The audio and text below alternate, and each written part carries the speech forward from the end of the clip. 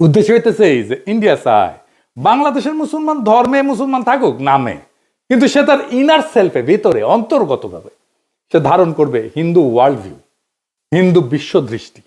আপনি দেখেন যারা রবীন্দ্র অনুরাগী তাদের মধ্যে আপনি মুসলমানদের সহজাত সাহস, শক্তিময়তা, অ্যাডভেঞ্চার প্রিয়তা, দুর্দমনীয় একরোখা মনোভাব খুঁজেই পাবেন না।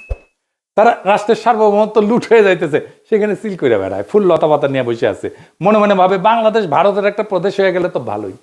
একজন গভীরভাবে প্র্যাকটিসিং মুসলমান একই সাথে গভীরভাবে রবীন্দ্র অনুরাগী আপনি খুঁজে পাবেন কিনা আমার খুব সন্দেহ আছে। খুব রেয়ার হয়তো খুঁজে পেতে পারেন, খুবই রেয়ার। রবীন্দ্রনাথকে বাংলাদেশের এলিটরা গ্রহণ করছে, সাধারণ মানুষ কখনোই গ্রহণ করেনি এই কারণেই।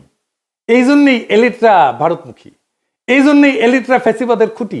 আমাদের ডিজাস্টার হয়েছে আমার সোনার বাংলাকে জাতীয় সঙ্গীত করার সময়। রবীন্দ্রনাথকে পলিটিক্যাল আর সোভারেন প্রোটেকশন দেওয়া হয়েছে এবং তাকে পবিত্রতা দেওয়া হয়েছে এই জাতীয় সঙ্গীত করার কারণে।